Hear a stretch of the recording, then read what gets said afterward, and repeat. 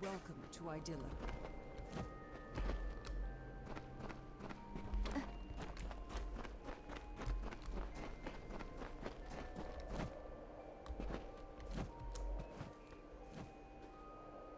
Beckoned? It seems my preconceptions were off. But I still need your divine aid. The plague spreads. Plague? What plague? I have worked on this city for all my lifetime. The sewers that run below it are my masterpiece.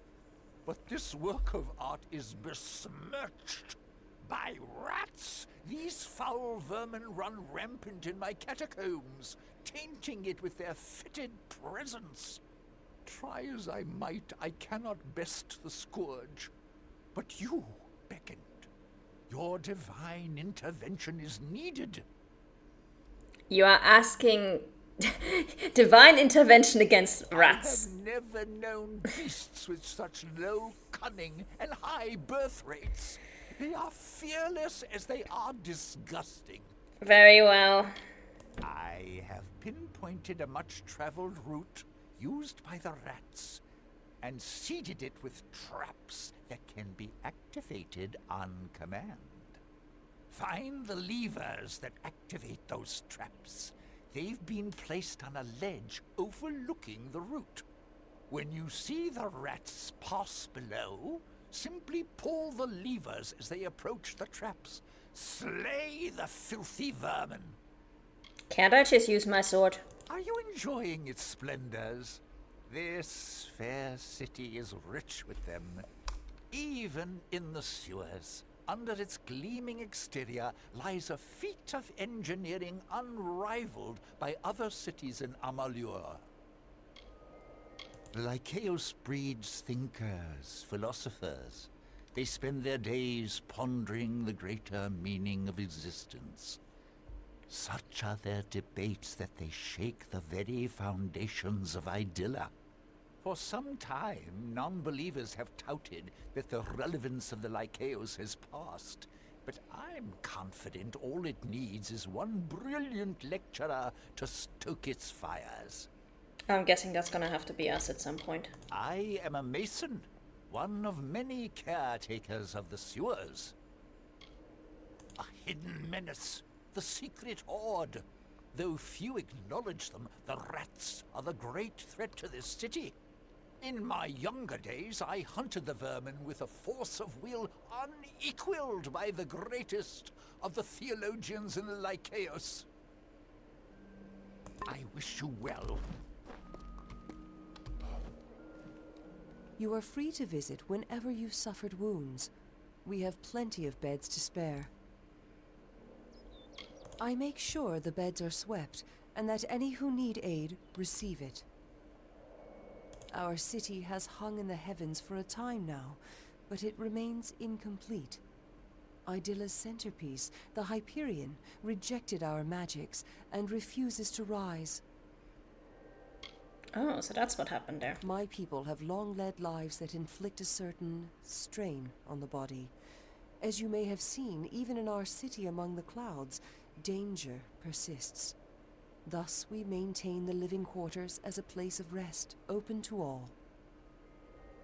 Return to us if you need a place to rest.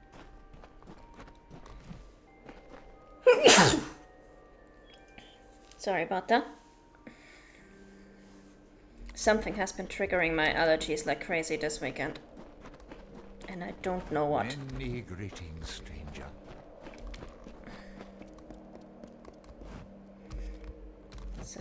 Citizen.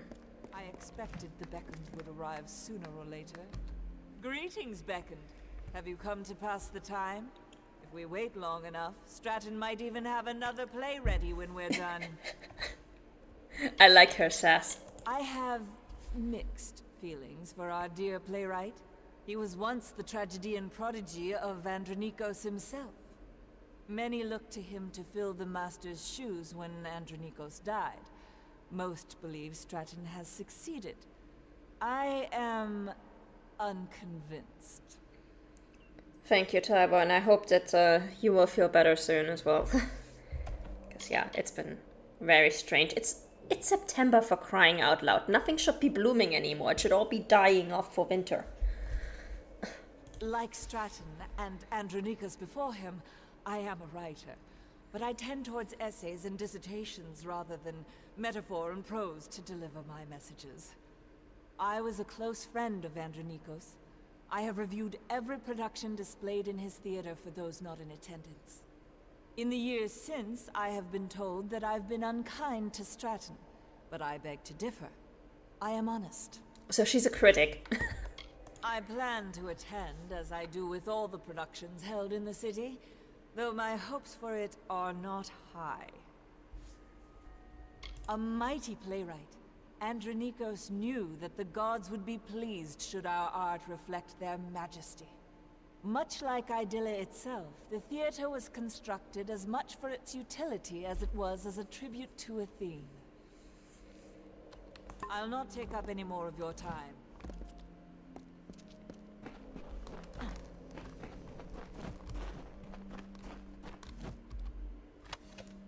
Oh, that doesn't even count as looting.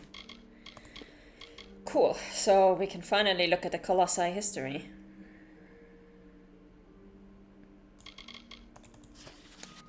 The Mairu. The road walked by my people has been long and fraught with peril, but if we had forgotten where we came from, what sense of accomplishment would we feel when we reached our final, glorious destination? What is the point of progress without the context of origin? It falls to me to paint a portrait of my race as we were, as we have become, and as we will continue. May the gods guide my stylus. Okay, well, that didn't teach me much of anything. Hopefully we can find part 2 at some point. Beckoned? Do we have some business? With my brother indisposing himself, it falls to me to keep watch over my family's estate, little though it is. Do not trouble me with such talk. I know the sins of my people well enough. We all do. Look at this place. Why would anyone choose the wilds below over this? Flowers, greenery, fae, lots of different animals. Do I need to go on? They are the lowest. Colossi without faith, mindless, violent, and forever despairing. Like, you have a nice city here, but it's all kind of like... You have like 2 different kinds of tree and a few plants. Like, there's so much to be found below. So much different stuff. How long must we be tested?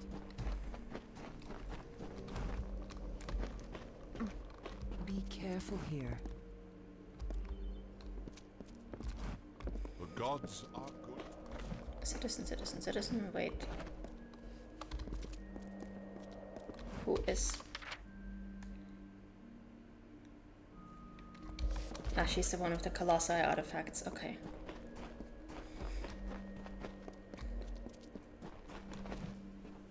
Another day in this forsaken land.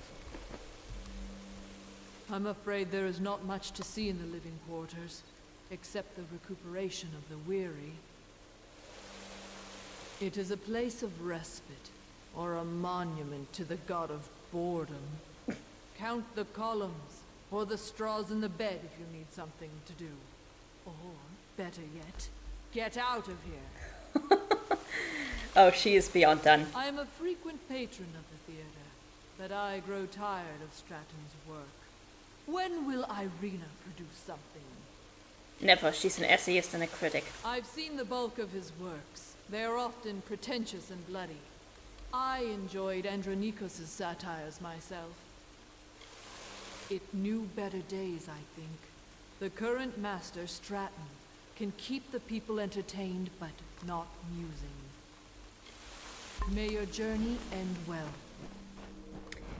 Thank you. That's always a good thing to wish to somebody. We already have part 1. We would need part 2, 3, however many there are. Do we have epistle 1?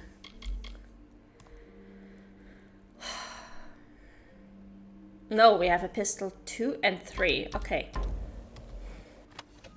No, we'll take this.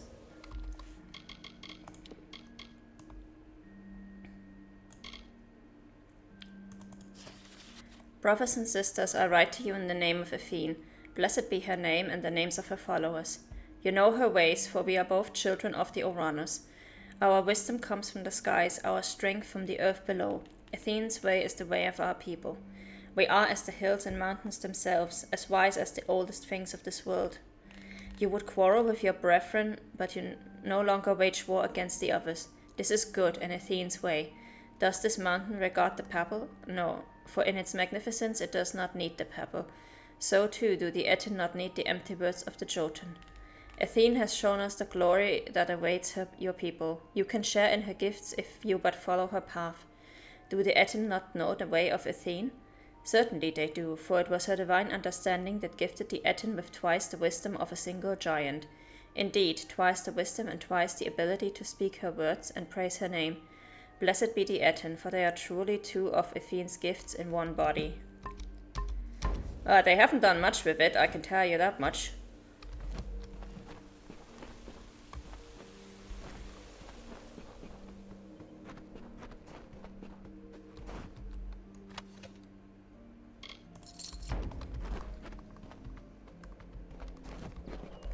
She's just a normal citizen, okay.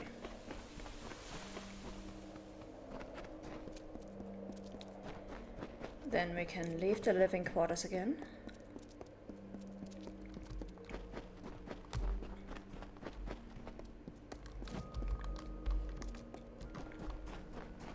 That's another exit to the sewers. We don't want that. Let's go back to the concourse. Because I think we have a few more people whose quests we didn't pick up. And please get out of my chat, you stupid bot. Goodbye.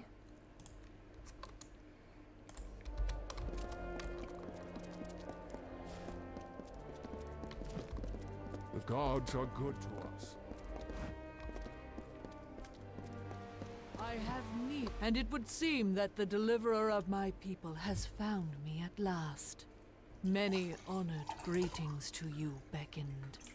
If you would, I have more than pleasantries to discuss. Like many, I seek your prowess. Let's hear it. A culling. Though the Colossi are a people of faith, more and more of us are reverting to the savage ways of our ancestors. The lowest of these doubters become marauders, bloodthirsty and violent, capable of nothing but wrath. They must be purged. I thank you. It is high time we bring their savagery to an end. Each marauder should carry a totem of some sort. Bring those to me as proof of your deeds. Ah, that is basically the equivalent of the Freeman armbands. Got it. The beacon shows the path the Colossi must walk again. So it has always been claimed. It is a grand city, worthy of protection. I strive to guard its citizens from the menaces below us, in the teeth of Naros. Looking at the Colossi here, you will find we have it truly great. But we are also capable of much violence. The Marauders have lost their reason, but not their strength. If they catch you unawares, you will not have much time left. I have lost much to the beasts of this land. I aim to ensure that none shall grow. Alright. Many greetings, stranger. Done with that. So that's just a recurring task again.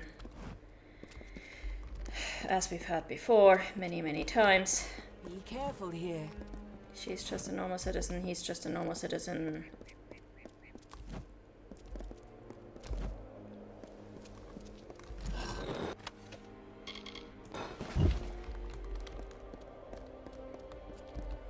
How about you? Here. Normal citizens and gods. The theater. Okay, let's have a look.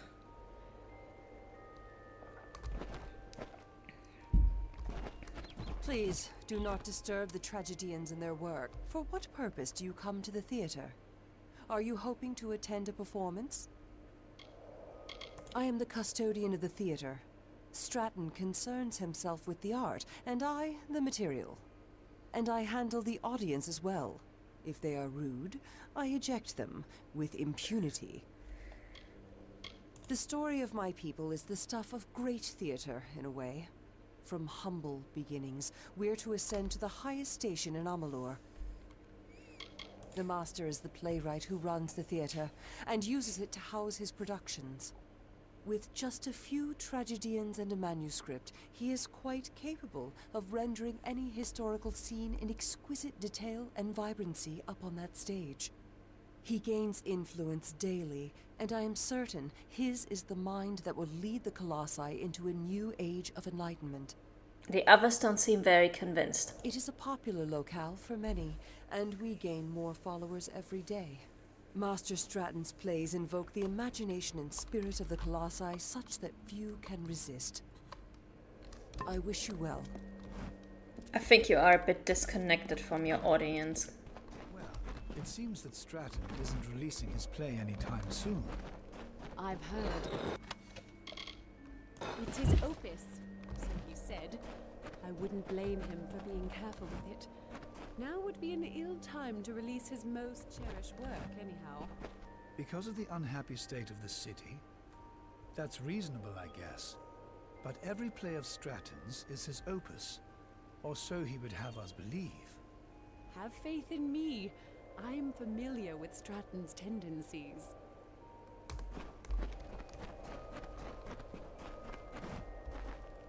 Be well. I hope you find the city to your liking, Beckond. I am a tragedian of several years. I have often been cast as the villain, and I'm rather ashamed to find myself comfortable in such a role. Of course, you must exercise all of yourself to attain true strength. I long to try other roles, but I am unsure where to start. I don't know if that will ever be the stuff of drama. Even now, years since it happened, it still feels fresh. Stratton loves this place. I think he has some qualms with living up to his forebearer, Andronikos, but he still tries. While these halls are to serve as a home for all forms of the art of stage, tragedy is what usually abounds here. There are a few of us that devote ourselves to the art, mostly just the ones you see milling around here listlessly. You honor us with your presence. Okay, this leads down to the sewers. I have not acted in some time. I am eager to know when my next performance is. I will not lie. Earlier in my career I played the Beckond, though I believe I took the role in a different direction. There have been plays about me? Nice. It's a great accomplishment, to be sure. But I think that my people often forget that we are the project of the gods, not this city. I think he's got it right. That is why I focus on theater. Rather than focusing on the city, we should be focusing on ourselves. In truth, I find the tragedies we've made recently to be rather dreary. I prefer satires myself. The Humbled seems an interesting production. There is an opportunity for much, if some of the tone is changed. Athene is the goddess of wisdom, but she is also a goddess of art. We must appease this aspect of her nature as well. As it does not involve true might, the profundity of theater is lost on my brethren. But the spectacle is still enjoyed. Enjoy your stay.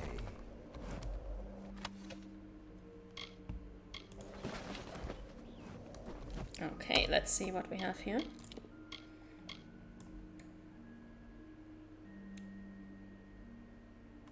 The Opponent Discourse. A discourse on the opponent, a play by the Colossi dramatist Stratton. Oh, that's a review from Irina. Bravery is a topic often broached by the Colossi in both fiction and popular culture. For instance, courage is a favorite topic of Master Onesimus of the Lycaeus.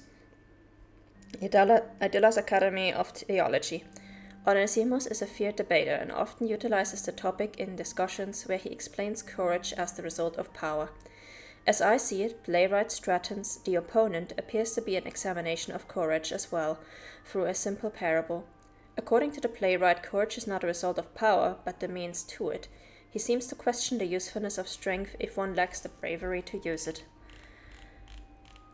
The protagonist of The Opponent is Theron, who wages a war against a cunning antagonist called Taruk, an Escaro tyrant.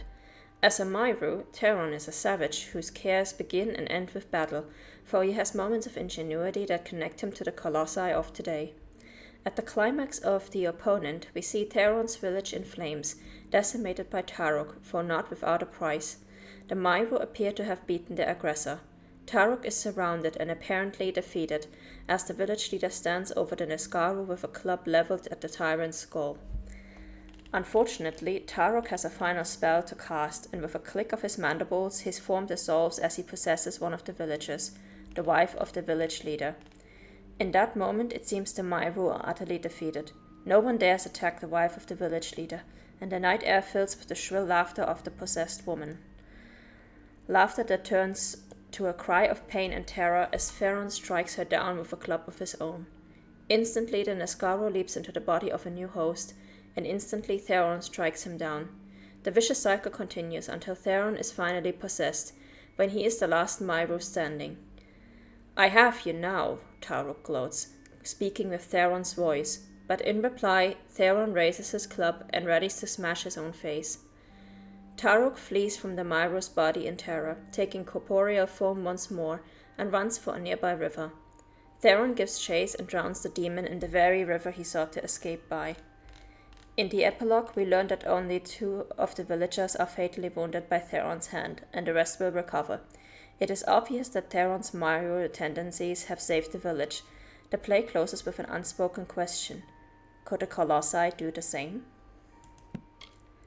Well, I think it's more of a cop-out that he didn't actually kill anybody. A Discourse on Stratton's Timos by Irina, historian. It is a common saying that quantity does not necessarily mean quality. Such is the case with playwright Stratton's newest production, which tells the tale of a wretched man, a colossi by the name of Timos, in a play that lasts for over 11 hours. Jesus Christ. They better have bathroom breaks. Timos, the eponymous character, struggles with a mental illness, a madness that burdens his family, destroys his profession, and eventually claims his life. I struggle to discern the message of the 12-hour epic. I thought it was 11, okay? Was Timos' sickness a metaphor for the coddling of the modern colossi in the midst of the current conveniences? Was it a commentary that the natural savagery of the Myru still exists within each of us to be battled on a daily basis? In the end, I could come to no conclusion. The message was lost in too many details. The play is written in a moment-to-moment telling of the events and takes place over the course of 12 hours, where we learn of Timos' past as he expounds it in the present, about to be executed for crimes he committed under his derangement. Inscrutable moments in the production were many. There was an instance when the narrative itself seemed to suffer a psychotic episode. Timos, whose madness has driven him to believe that he has become a pteryx, removes all of his clothing and proceeds to assault the town guards, his executioners, claiming that his majestic beak shall rip apart their entrails. At that moment the torches dim, and the tragedian portraying Timos is replaced by an actual pteryx, obviously captured from the teeth of Naros itself. The foul tragedian proceeded to attack his fellow actors along with the members of the crowd who stood too close. In the end, the cast, along with the members of the audience and Stratton himself, managed to slay the pteryx. It was a rousing end to a rather drab experience, but again, it was completely devoid of meaningful narrative. Of course, most of the audience enjoyed the performance anyway. They were given the opportunity to participate in a pteryx slaying. But I fear that Stratton is losing his touch. It is clear now that he lacks the bold, confident direction that Andronikos provided his works.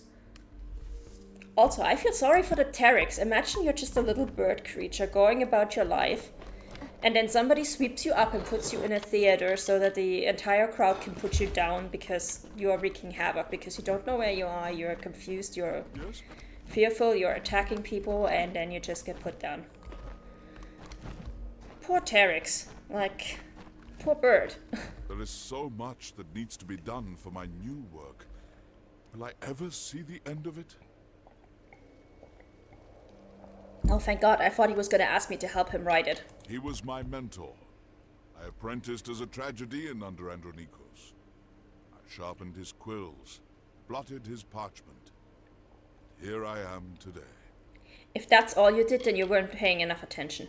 I had written a piece for him. The Unanswered. Unfinished, but unplayable. It was too bitter. A greater subject for my work I cannot think of. How intricate my people are, with their vulnerabilities and strengths. I was a tragedian before I became the master playwright I am today, studying under Andronikos himself. No one knows more than I do about literature and Colossi theatre, except perhaps for Master Andronikos, but he is, unfortunately, no longer with us. I despair that he will never see the productions I have written since his passing. Despite all I have accomplished, I feel that I'm still working to crawl out from under his shadow. Perhaps with my newest play, The Humbled, I can finally do so. Good luck with that, buddy. The fine establishment you see here is the Theatre of Andronikos. We tragedians and our loyal audience are the cultural center of Idylla. Questions of ethics, morals, and cultivation are explored through the metaphor of my plays.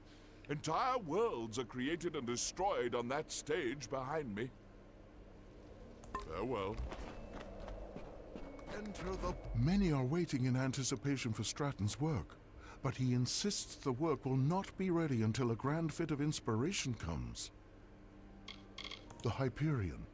I do not like to talk about such things. There are tragedies. But what happened with the Hyperion was so much worse. I am not blind to the fact that our city has a troubled past. There is little we tragedians can do about it save continue to perform for our audiences. This is as much a temple as a theater, erected in the honor of the craft. There is no greater celebration of plays in all of Amalur. I have a sprawling range as a tragedian, I assure you, but I require the chance to prove it. Perhaps The Humbled is my great opportunity. Enjoy the Theatre of Andronikos. Alright, we're done Please, here. do not disturb the tragedy.